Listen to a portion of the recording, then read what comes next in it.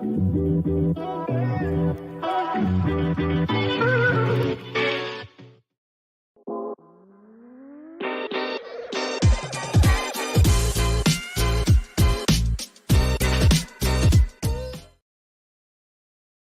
right. Hello, everyone. This is Lavalais from the Lavalais and Ella Live Show. I'm your host, Lavalais. My co-host Ella is not with me today. She's in back across the water. Had to go to London, so we'll see her uh, real soon. But for right now, she's in London. I'm here, and I have a very special guest for you this afternoon. I have the infamous Miss Carren Clarke, who's gonna hang out with me later on. So first of all, I want to say hello to everybody, and I see families in the house. I see Fern's back up in LA area in Torrance, and Willie Griffin.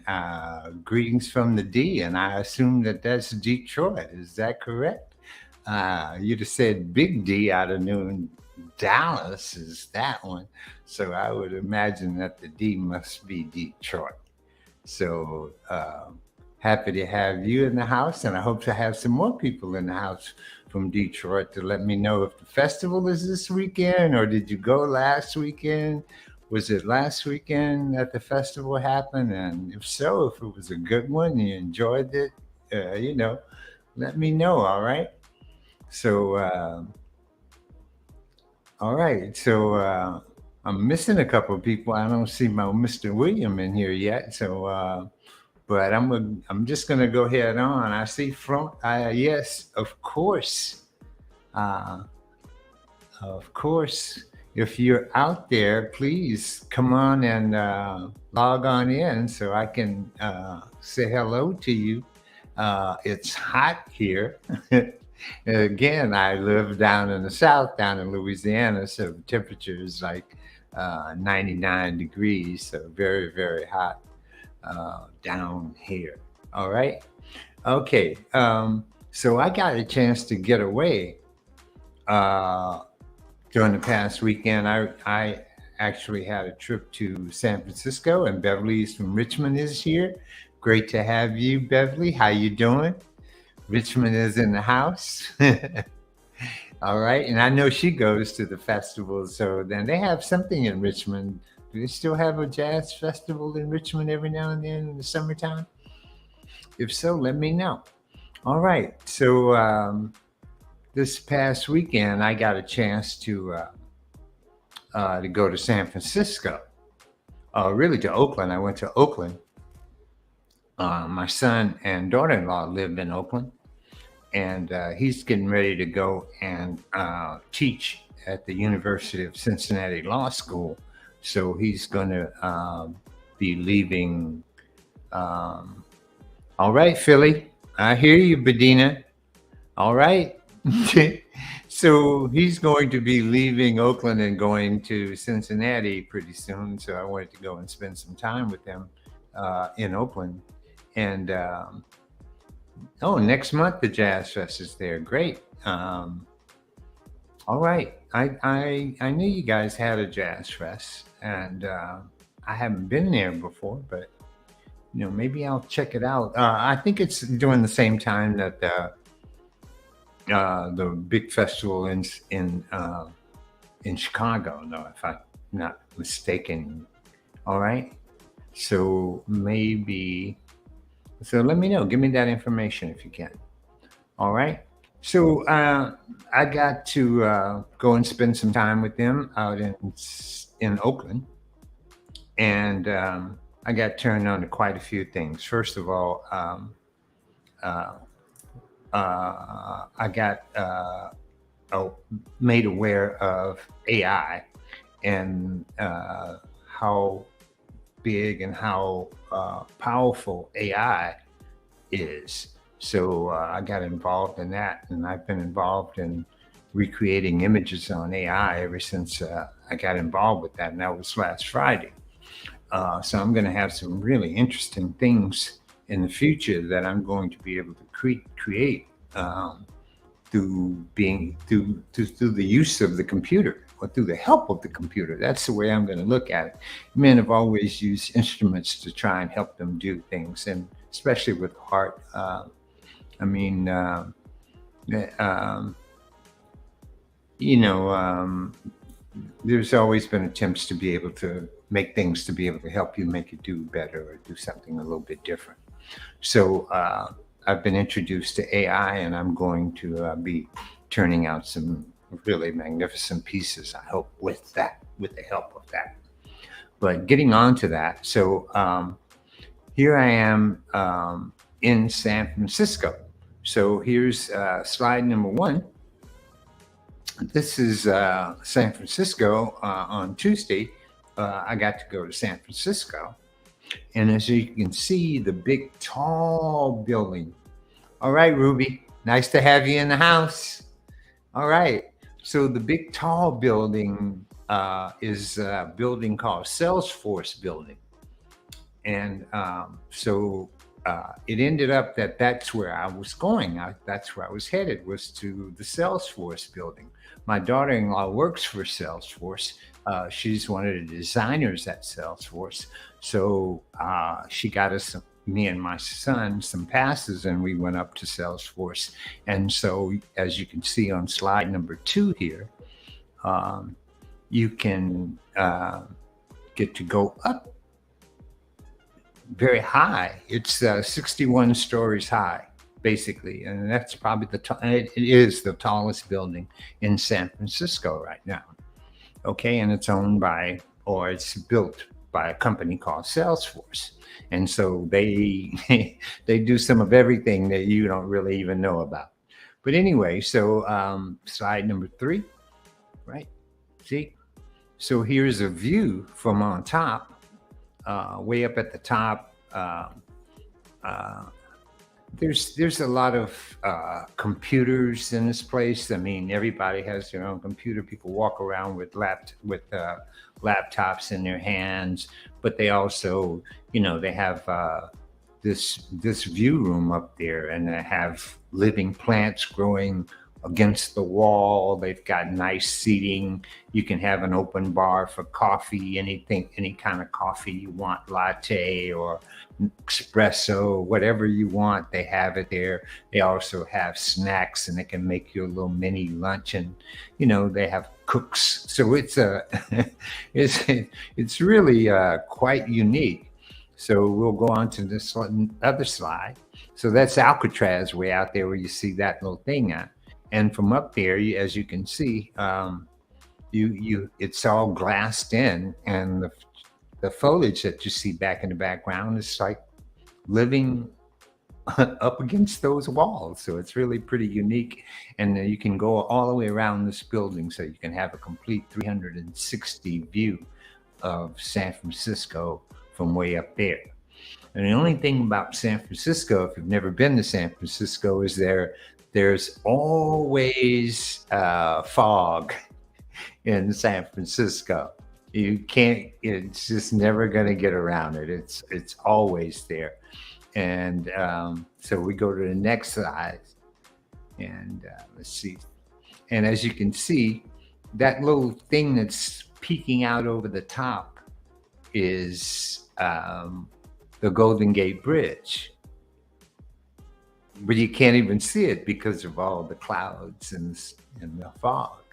So I was able to see everything else on the other side, looking over towards Oakland and Richmond and all of those places. But on this side, there was just this big, heavy cloud. All right. So I spent part of my day up in the tower. And here's my picture of my son and his wife. And so there we are together. And so now me. Okay, so we spent our time. I had a very enjoyable time with them. I got to go to the museum, and we're going to talk a little bit about, with Carren, we're going to talk about who I saw at the museum. I went to the museum and saw an exhibit on Kehinde Wiley. So I'm gonna answer some of these things, and then I'm gonna bring Karen on, and we're gonna talk, and I'm gonna show you Kahinde's work, and we're gonna let her. We're gonna get involved in a little bit of a conversation about it. But and so the African World Festival was wonderful and rained out all day Saturday, and great vendors. Last night was Black Girls Rock, and I was told they turned it out and out. I hear you. All right. So I'm glad at least the festival was good on Friday and Sunday, but a rain out on Saturday. So sorry to hear that. All right. Um, Thank you, Zanetta. Um, so I got to go to the Kahinde Wiley exhibit, and if you guys aren't familiar with his work, I'm going when I show you one or two of his pieces, you'll know who he is, and we'll get an idea of his work. So Zeke, let's bring up the first slide there. All right. This is one of Kahinde Wiley's pieces. This is the first piece that you see when you go into his exhibit. Um, as you can see, it's a really large painting. You know, and if you remember the Obama painting, that's probably the most known one that everybody probably knows of his work. And when he was doing the Obama piece, which is very well known, you know. But he's this exhibit. He put it together while he was in Ghana during the COVID time, and as you can see, most of his images, or all of his images, usually are of black men or black women, either laid out, but very seldom do you see anybody's eyes. You know, there may be one or two of the pictures that I'm going to show that have eyes in them, but most of the pictures have no eyes. So the expression is that whatever you want to read into whatever it is that you see. You know, so let's go to the next piece. So you can see these pieces are I mean large, and I'm not. If you think I'm exaggerating when I say large, I mean large. I mean huge. And this one is a small one, basically. Okay, it's not. It's really huge, though. I mean, it will definitely cover any wall in my house. You know. So, all right. So, okay, let's go on to the next one.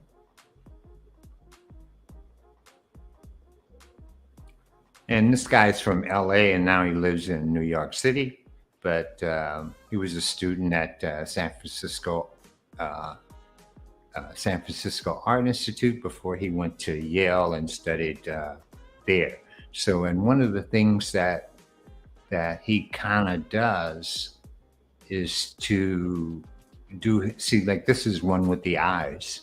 And it's one of the few ones that I saw with the eyes. So, but he uses a lot of historical text in his photographs, or in his paintings, should I say. All right, so let's go on to the next one, Z. And as you can see, this is, you can see how long and wide this particular image is, you know, and how realistic it is, you know. But as you can see so far, most of the people have been laying down in some kind of pose or another. You know, sometimes there's someone that stands, but very seldom. And again, you can see no eyes. But if you can see the depth that's in this, in this one particular painting, where you can see like the foreground, and then you can, you know, actually see the whole depth of that woman laying there and it's all on a flat surface, you know. So it's very dimensional, his work, which includes the flowers and stuff like that. All right, go on. Let's do another one.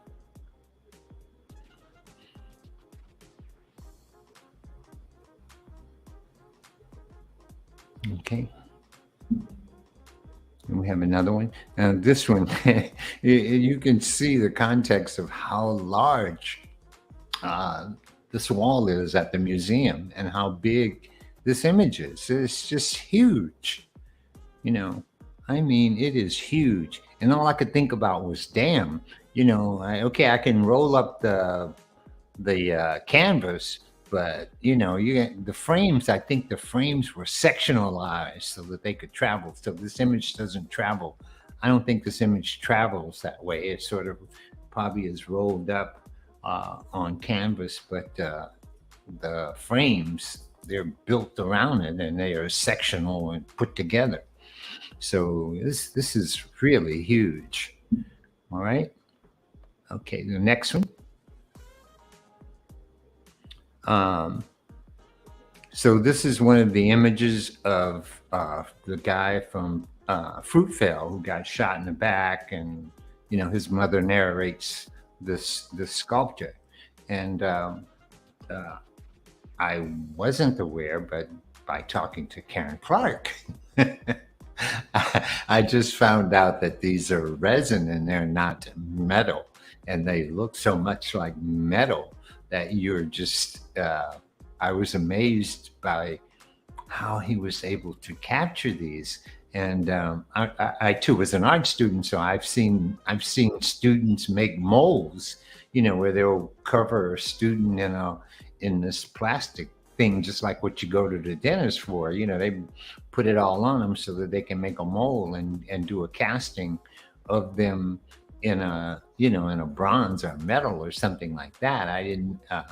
But nowadays, all these castings are primarily made of a resin. And I was intrigued to find that out. So, and let's go on to this next image, see? Because this one just threw me a big loop. I mean, when this statue takes up a whole room. It was in a room all by itself. And it emphasizes the like the Napoleonic horse. It's always some figure in history, and their poses and stuff. But here he has laid across the saddle, he has this black guy, so young black man. So you can interpret this a lot of different ways. Let's do the close-up of that. Oh, I got a little distorted on my view from my putting it in the camera, but you can see a little bit of the, I was intending for this to be a close-up, but it is, I guess you can still make out the, his braids and, the fact that he's laying over the saddle from that side. You can even see his shoe on the other side of the saddle. All right. So, and like I said, this thing was, I mean, monstrous and huge. So I'm going to welcome Carren Clarke to the show, and we'll maybe have a little brief discussion about what you guys just saw. Along with you, you can also, let us know and let me know what you thought about what you just saw. And if you're familiar with Kehindi's work, or if you're not familiar with his work, All right. So welcome to the Lavalais and Ella show, Miss Carren Clarke. Hello. All right. Hi, how are you? I'm very well. Glad to have you here. And Good back to in be the back country home. again. Medasi. Thank you for welcoming me back. So I've been home for 3.5 weeks. So I've been very, very quiet because I'm still trying to get some things out of my head, note-taking, some creating and things of that nature. So now I'm just back on the scenes again. Lavalais, dealing with the journey that you took. I remember seeing the Golden Gate Bridge for the very first time. Absolutely amazing. The last time that I was in California, I was in San Jose, and there it was the strawberry moon or the super moon, and I was coming around Alcatraz, and I've never seen the moon as big as it was. It was absolutely the most beautiful scenery that I had ever seen before in my life. So it was amazing. But getting to Kehinde Wiley, wow, and wow. I love Kehinde. He actually did an exhibit here in Richmond, so I was able to see his work in person. And it's exactly what you said. It's the scale of the work is beyond anyone's dreams of how big it is. But I love how he plays on historical references from time. And that's a lot of things that I also research a lot of. So I am one who loves history. And the reason why I love history is because learning the countries that colonialized the continent gives me a better understanding of what's happening in the continent as we speak today. And so it's very interesting. Mm-hmm. Yeah, I can imagine that has a lot to do with because you spend a lot of time on the continent now, so I'm sure you're being affected by the culture plus the politics plus everything else that goes on here. Because I mean, I don't know how long you were there for this last journey that you spent there, but I know you've been gone for some time. I was gone for 5 months. 5 months. But it wasn't, the plan wasn't, you be careful what you ask for because you just may get it. And so my intentions were not to go to Africa and stay for 6 months until 2024, but an opportunity was presented to me this year, 2023. And so I was able to stay for 5 months, and it was a absolute beautiful journey that I had taken. But dealing with Kehinde, the last time that because I admire him and I admire his work, so I'm always inspired by him. And the last time that I looked, he was in Senegal. So I'm curious to know if he's still there, or if he's back in the States. And this is after COVID. So I know he was working on some type of projects over there. So that's, this project he worked on over there. This was one of the pieces that he produced while he was there. Right. And you said he was in Ghana at that time, right? Or Senegal, one of the places, yeah. I'm not really sure, but one of them, Right. One of the things I didn't do, I was so intrigued by what I was seeing that I didn't do a whole lot of reading. And you know what I mean? Right. It's hard. It's hard to read. And especially in a museum, I'd rather just have the book, and so I can look at the pieces and use the book as a reference when it's time for me to go home. So I get it. I definitely get it. Yeah, absolutely. Well, I bought his book, but his book doesn't have any of these pieces in the new book. This is the book from some time ago, but it didn't really contain any new things. And then the museum didn't really give me anything when we bought the tickets to go for this exhibit. It actually was an exhibit with Ansel Adams at the same time. Wow.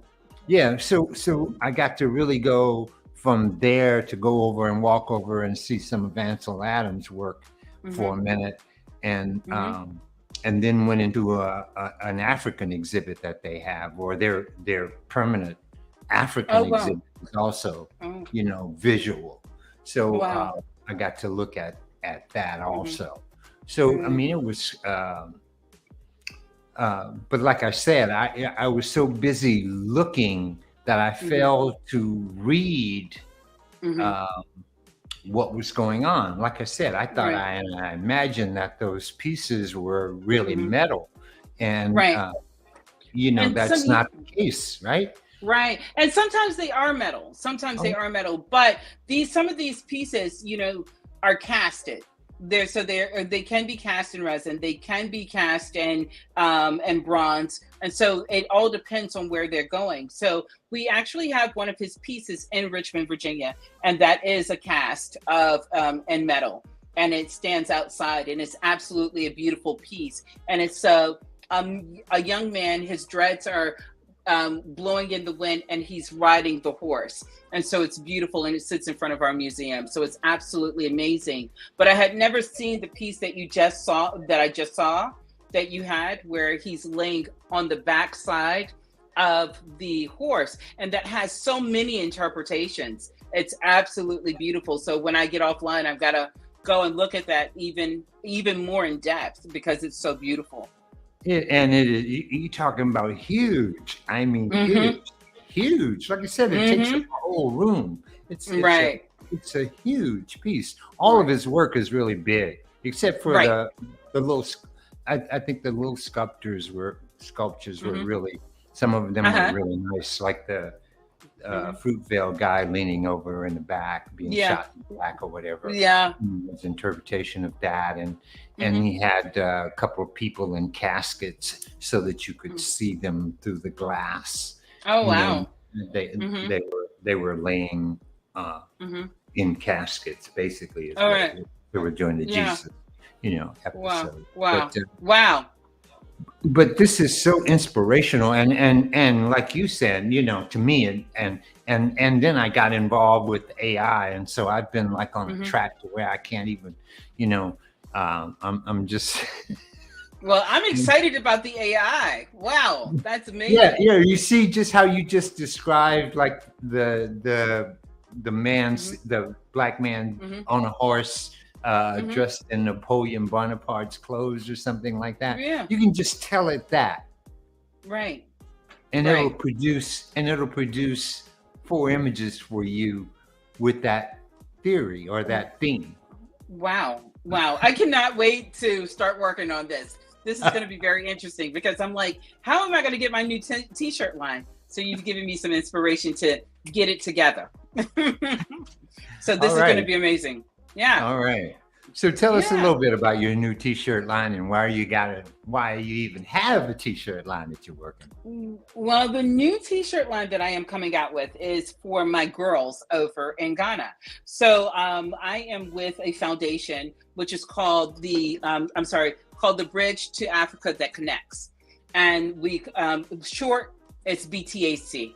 And so with that, what I am doing with that t-shirt line is creating these t-shirts with pieces of my work in black and white to sell, to raise funds, because it's now time for 10 of them to go to college. And so this is an amazing opportunity for me to take advantage of, for them to be able to do whatever it is that they want to do in school. And so I've been dealing with these young ladies since they were 6 years old. And so now, they were 6. Now they are 16 and 17, ready to graduate, talking about their future and what they want to do. And so I've been working. So every time that I'm in Ghana, I'm working on projects with them. So this was the year that we worked on CVs. What they call CVs, we call resumes. And then I also got 10 of them jobs. And so now they're understanding money management, and how far the money can stretch, but also being responsible of coming into work and coming to work on time, and what your responsibilities are as an individual when you're working for a company. And while they were working for that company, I too was working for that same company to be there. So I actually was able to use my culinary skills and hotel restaurant management skills. So a lot of people don't know that how I began doing pottery is I started because I wanted to create a group of work for me to be able to serve my food on these dishes. And then it morphed into me being a sculptor. I think that my parents are probably quite happy that I am using those skills again, because that is a lot of money being invested.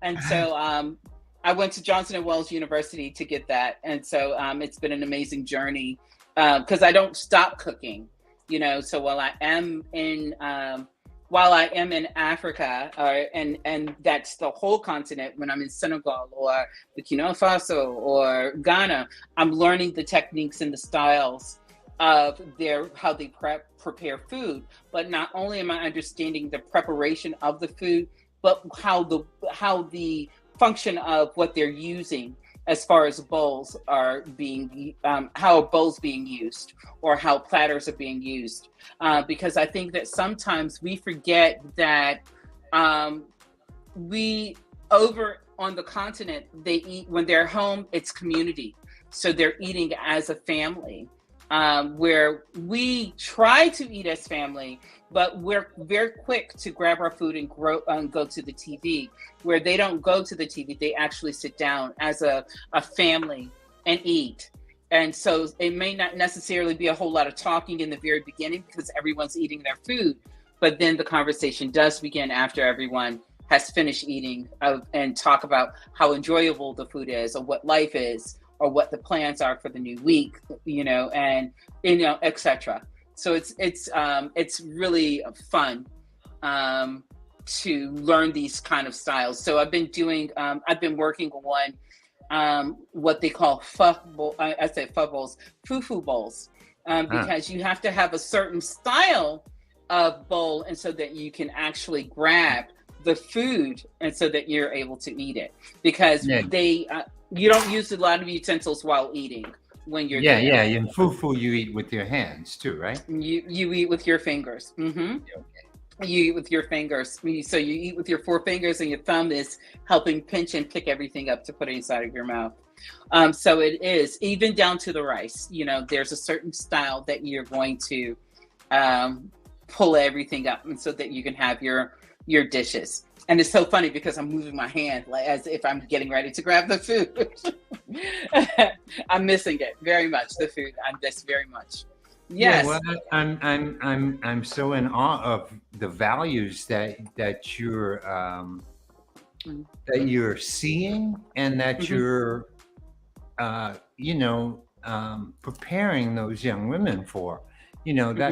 That's amazing. Because the majority of the kids that I look at here are I'm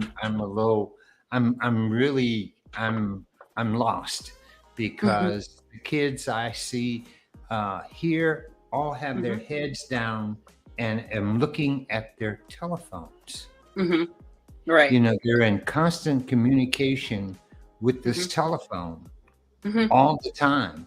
I flew back from California to the young lady sitting next to me. And believe me, they, hardly even looked up. One of the girls did tell me that she liked my style, but other than that, they were definitely like all in their phones, and I've seen it with the other young people around me that are around here. The mothers be giving the kids the telephone before they can even talk, though. So it's like they're not many value about other things. They're all losing those kinds of things where things actually mean something. I mean, you're absolutely right. Dealing and with that, don't get it wrong. The children love the cell phones over on the continent too, but there's a difference. Here in the States, it's unlimited talk time, unlimited internet time. They still have to pay for a bundle, and whatever that bundle is gives them a certain amount of time. So they're going to also be very conscientious of how they're going to spend their money. And so if they're going to video call, or if they're going to work on the internet, or if they're going to do a video and post it on TikTok and those things, because they don't know, not necessarily when they'll be able to reload their card, and so that they can also have more internet, and webs and internet time and phone time. So they try to be a little frugal with that, which is understandable, of how they work. Yeah, I wish there was more of that here. Yeah. But these children also have responsibilities when they wake up in the morning. And so it's not wake up and have breakfast, it's wake up and clean the compound, and then begin to prepare for school, ironing your clothes. Then you have your breakfast, and then you have to walk to school. And walking to school is not just right around the corner. It's possible that it could be around the corner, but it's possible that it could be a couple of miles before they even get to school. But the life is, it can be hard, but it's also a very beautiful, it's also very beautiful how life is, because sometimes what you don't know doesn't necessarily bother you, so here, how we have things, Yeah. but when they don't have those things, it's just a normal routine for them, that this is what they do, and they're happy and they're smiling, and and they know this is what it is, and what we talk to them is, how do you make that future better for you, dealing with the young ladies, and what do you see that? Do you see yourself working for your mother, or do you see yourself being a doctor, a lawyer? And so we make sure that they understand that, all 100 people can't be a lawyer. All 100 people can't be a doctor. And so what we do focus on is say, what are the things that you're interested in? What are your talents? And what are your hobbies? And so that we can also help hone those skills, because just because you're a lawyer doesn't mean that you can't be a fashion designer and make more money than the lawyer. You got me? Oh, I understand. Right. And so that's why we try to, because in the society, everybody wants their child to be a doctor, a lawyer, or an engineer, or a pilot. And we do know that if you have 100 students, a very small percentage is going to become that. And so we help them think outside of the box to find out what other talents they have. Is it journalism? Is it fashion design? Right. Is it, restaurants? Yeah. So that's how they're we, an artist or whatever. or if they're an artist, and we do have some of those. So I do have a mentee that is a who's sculpting now. And so while she's out of school, that is when she's sculpting. And then I have one that's in textiles and one that's in designs. And so to see them flourish and what they're doing is absolutely amazing. And being, me being in the culinary arts and having the young ladies work inside of the kitchen and understanding, they know local, but understanding continental. Oh. That is, it's been really interesting, and how they are perfecting it. It's been truly amazing. And so while that's going on, while I'm working with the girls, then I'm also, working on a project over in an area called He-Mine, which is going to be it's going to be a major museum, 2024. So, 2025, I think, but by the time I finish the work, it should be 2024. So I have 20 sculptures that I have to work on. I only have one completed. And so that means I have 20 now Right. to do.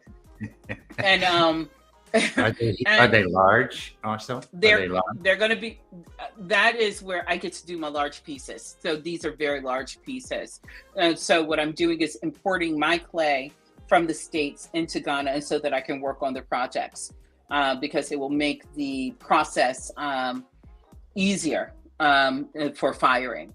But there are a lot of names of Asantehinis and Queen Mothers that they have their names, but they don't know what they look like. And so they've given me the opportunity to create them in my own eye of what I would think that they look like. So while I was there, this allowed me to go to what they call Akweside. Akweside is the festival that they have I think it's every 6 weeks that they have it. And this is where the Asantehene, the king of the Ashanti region, comes out to let you know that Ashantis are strong and the golden stool is safe and everything is alive and well dealing with the Ashantis. And so going there to hear the drums and to see the people dancing and to see all of the colors of the kente and all of the faces have given me a lot of inspiration. So I've taken tons of pictures, and so that I can look at these faces and pull pieces of those faces to put them together to begin to create that collection that they want for that museum. So I'm very, very excited about that. And so, but it is something that people can look online at right now. It's called the He-Mine Museum. And so it is HEMINE. Manee. And so with this, you just type that in and type in Ghana, and it will pull up the museum and show you what it looks like. It's absolutely amazing. It's also a place that when you're there, you can do a naming ceremony because it's by the water. It also has an area where artists are going to be, where they're going to be able to create baskets and kente cloth and shoes, so it's a lot going on in this area. And so it's run by the chief. His name is Chief Sanwan San, which is also my chief, who named me. So it's been great working with that town to just make things amazing. They even have houses that they're building over there because it's really 15 minutes away from the new Kumasi airport that's getting ready to be built. Well, that's finished built, getting ready to open, excuse me. Yes. So I've been talking so much. So what kind of questions do you have for me?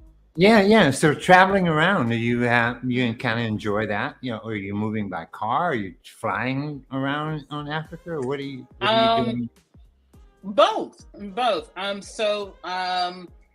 Me to fly from Kumasi to Accra is about 30 minutes.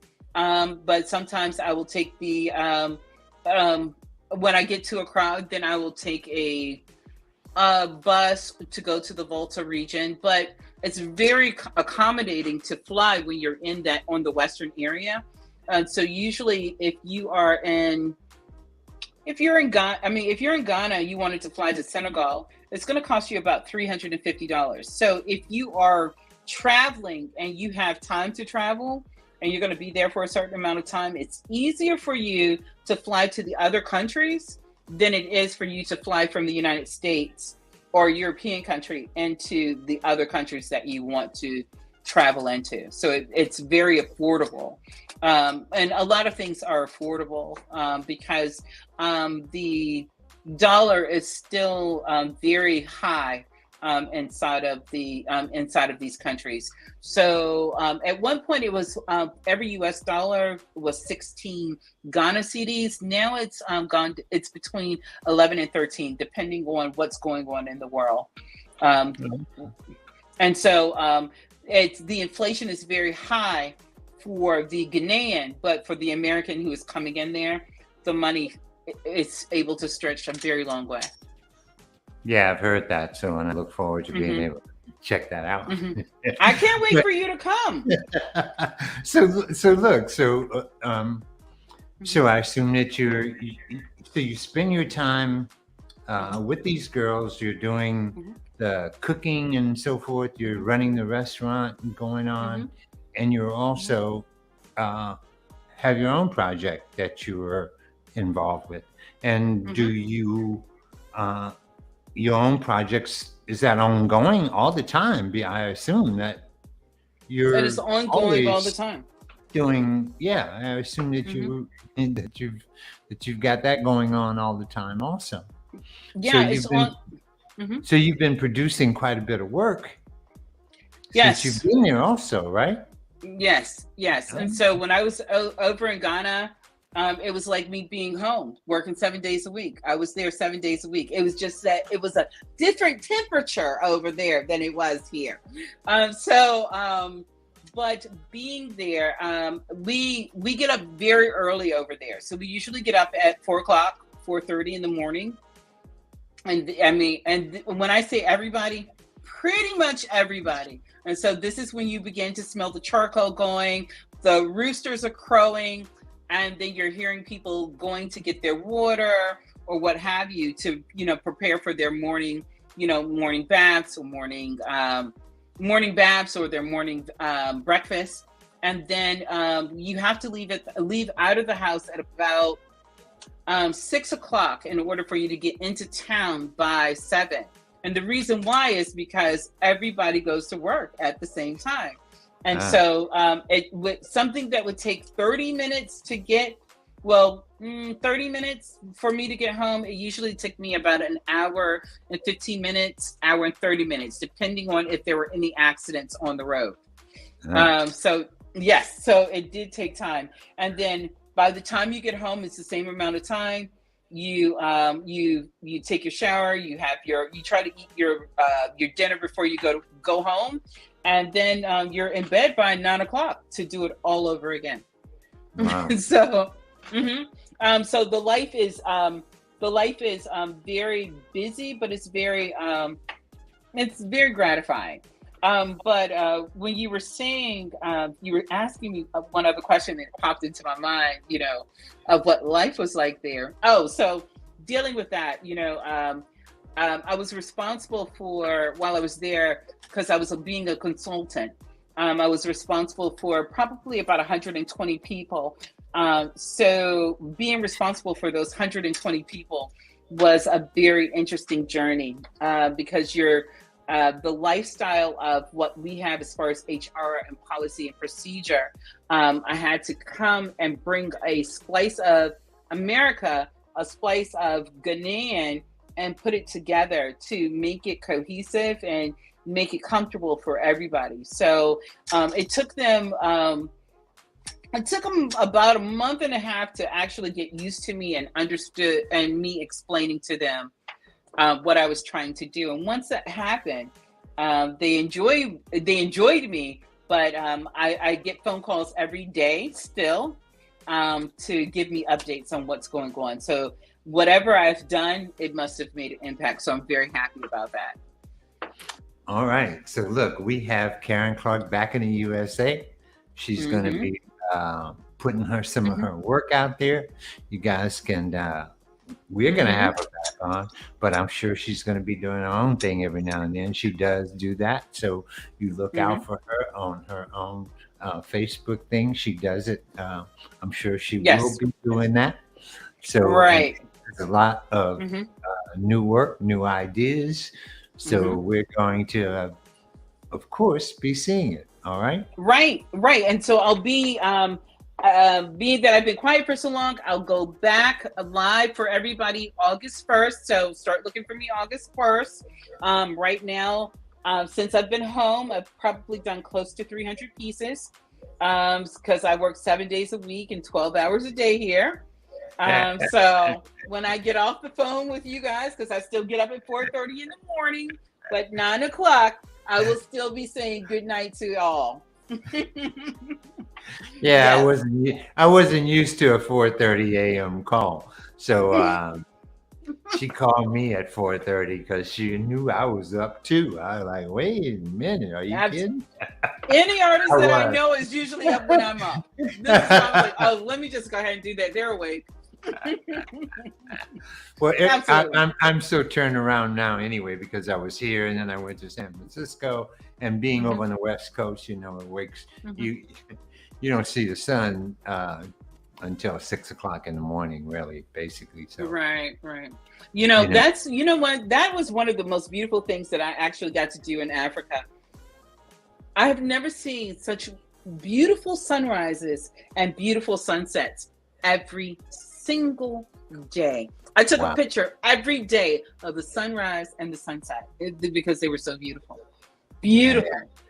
I can imagine. Yes, I feel so lucky. I'm so fortunate that I was able to see that every single day. Every day. Okay. All right. All right, you guys. So it was a pleasure having Carren on, and we look forward to being able to start seeing some of her work. All right. So nice to have you back in the USA. Thank you. Thank you. All right.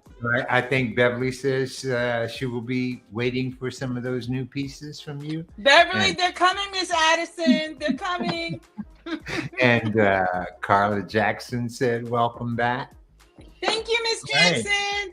Ruby King from out in California said, welcome back. Thank you, Miss King.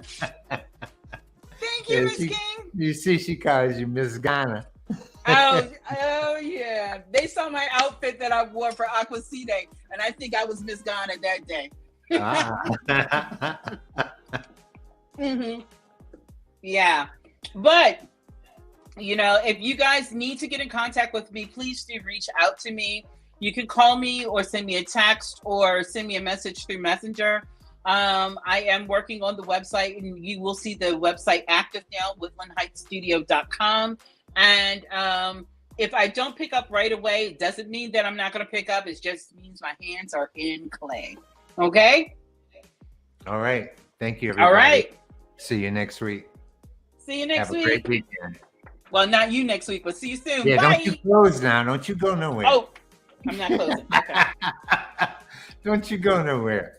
All right. Zeke will close this out for us. Okay. All right. All right.